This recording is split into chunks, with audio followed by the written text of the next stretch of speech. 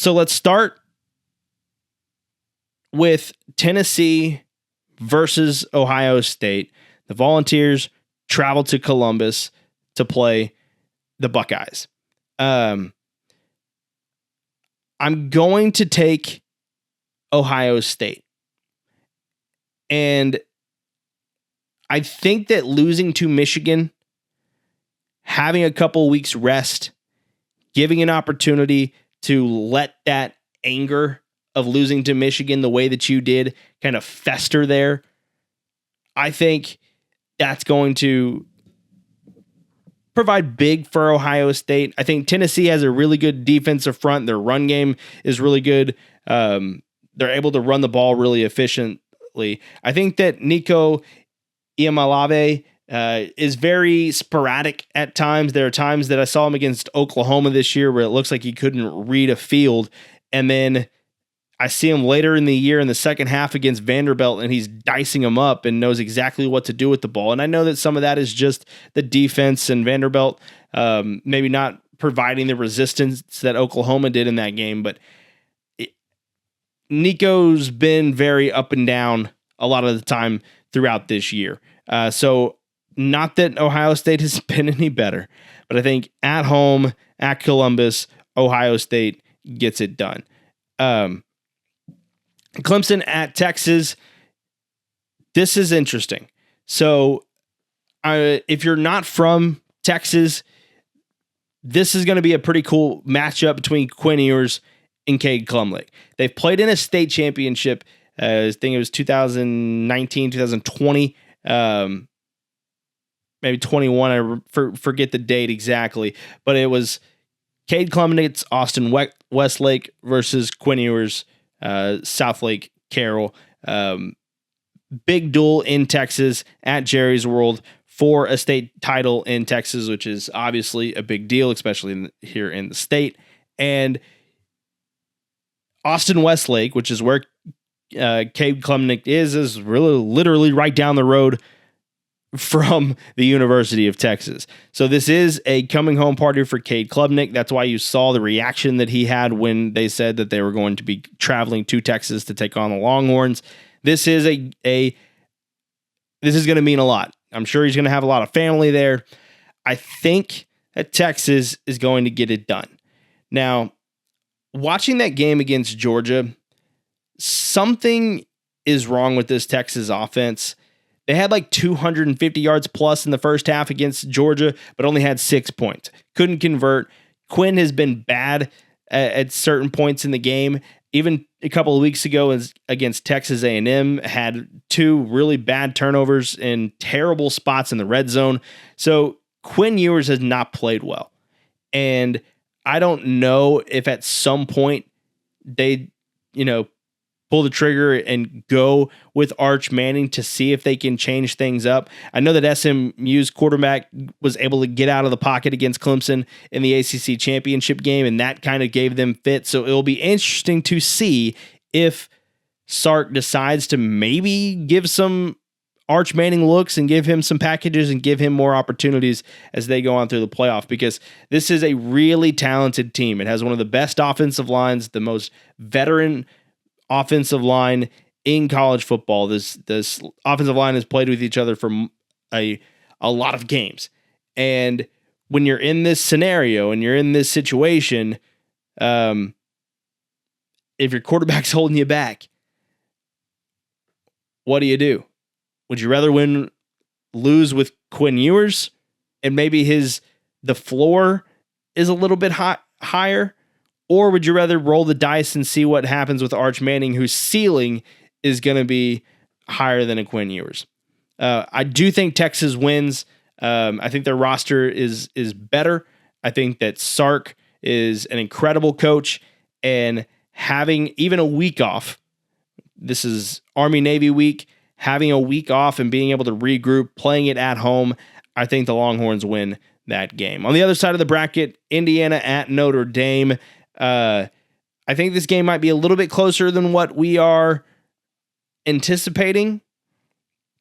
I said last week that I would not let Notre Dame get into the playoff until they get in a conference. I do not care that you lose only one game and you go 11-1. If in this age of college football, you are not in a conference, you do not deserve to be into the playoff. Get in a conference, Notre Dame. You can't cherry pick your schedule and then get into the playoff. They did it this year. Obviously, they have that one loss, which is a terrible loss.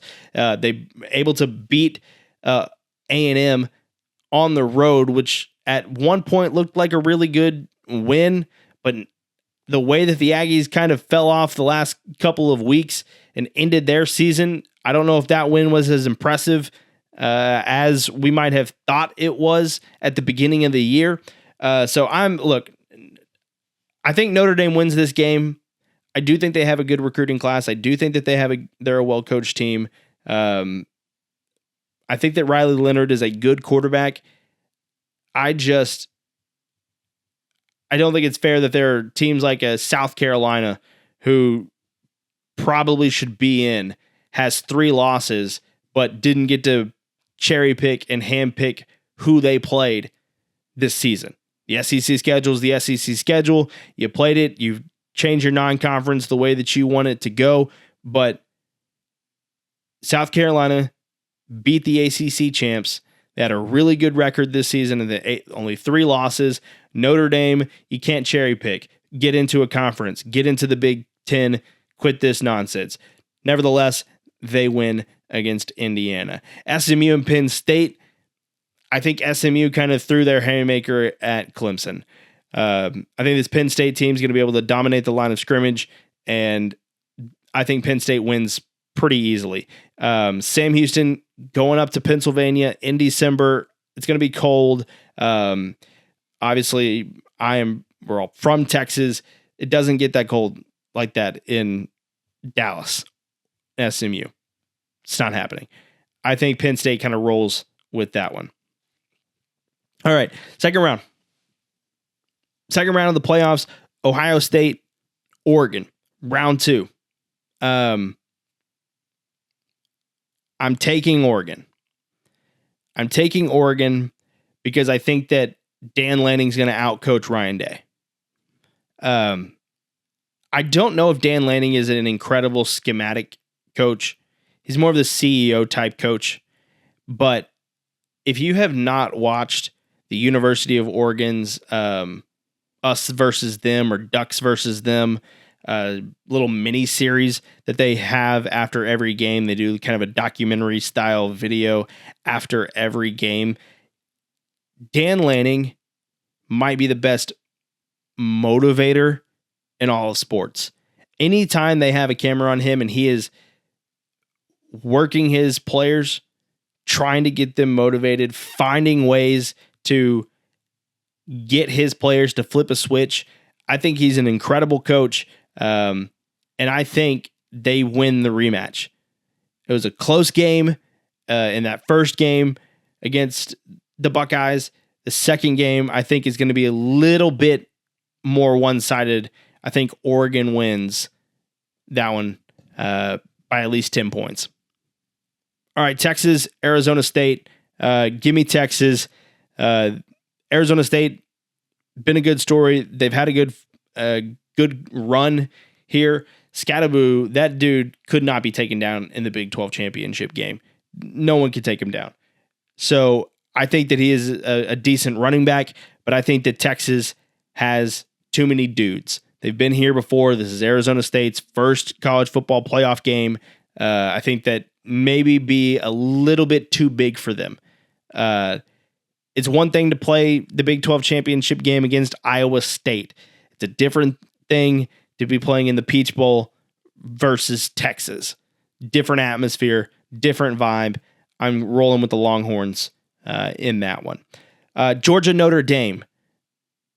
If I'm going to take Notre Dame, I think that for whatever reason, Georgia has had Texas's number, been able to get after Quinn Ewers. I think that this last game in the SEC championship game was a not necessarily it was a win for Texas. I think, or for Georgia. I think Texas lost the game more than Georgia won it. And so I've seen them go to 8 overtimes with Georgia Tech. I saw them get blown out by an Alabama team only to be able to come back and then fall short. I've seen this team not play well this season. And I think that even if it's Carson Beck or their backup quarterback, I think Notre Dame's playing well enough football. I think they get past this one. I'm going with the Irish over Georgia in that game. Penn State and Boise State.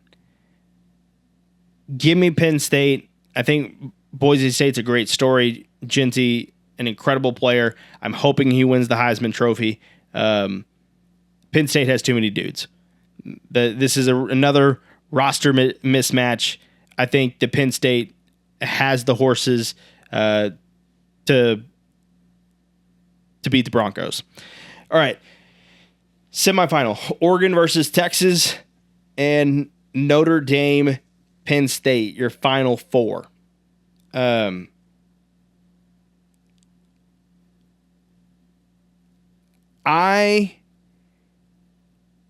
am going to pick Texas to win this game. And I'll tell you, one of the only reasons is because I don't think that the Ducks are going to be able to run the table, finish the season 16-0, Big Ten champions, and deal with the travel that they've had to deal with. I said it last week in the podcast. It is remarkable what Dan Lanning has done with that team and their ability to win games when you are flying from Eugene to Wisconsin, Eugene to Ohio State or whatever. You know, they have flown all over the country this season. And the back and forth, I think, at some point catches up with them. I think that this Texas team has the roster to compete with them. The quarterback situation is concerning, I think, with Texas. But in terms of O-line play, I think these are two of the best O-lines. These are the two best defensive lines. I think their weapons are comparable. Texas have had a little bit of issues with running quarterbacks. You saw that when the backup quarterback for Georgia came in that SEC championship game. He was kind of able to give them a little bit of fits. But I think that Texas has enough, and I think that Sark is a good enough coach, knows how to win, that they get it done, and Texas heads to the national championship. All right, let's go Penn State, Notre Dame. I know that James Franklin has a reputation where he can't win the big games. He wasn't able to beat Ohio State in a top 10 matchup this season. I don't know much about Marcus Freeman. Like I said, they don't play anybody. They beat A&M on the road this season, but the quarterback that A&M was starting that year is in the transfer portal now. He didn't start halfway through the season. They went with a different quarterback, and now Connor Wegman's in the transfer portal. I don't know who Notre Dame has played that has the roster that matches up with them. I think that if Notre Dame can somehow get past Georgia, I think there's a chance that they could get to a national title.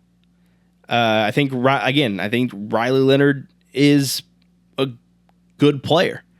I think the run game for Penn State's looked pretty good. Them hanging around Oregon for that long and being in that game, there was a back and forth, a lot of offense in that Big Ten championship game. I think it says a lot. This is a coin toss. I truly believe that this is a coin toss game.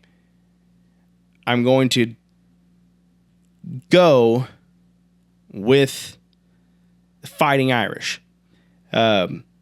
So in the national championship game, and I know that I just said I don't even think that Notre Dame necessarily deserves to be in the college football playoff because they handpicked their teams.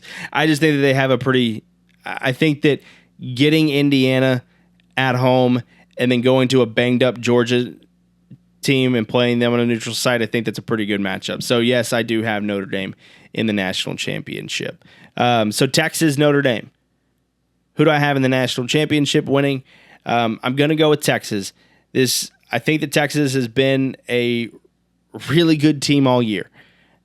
I think their quarterback is going to be the issue. But I think more than any of these other teams where we haven't seen and I think it's DJ Moore, or Dante Moore, who's the backup quarterback for Oregon. We haven't seen backup quarterbacks for these other teams play. I think that Texas has two quarterbacks that are capable of winning big time games. And Quinn Ewers, who won last year, won the Big 12.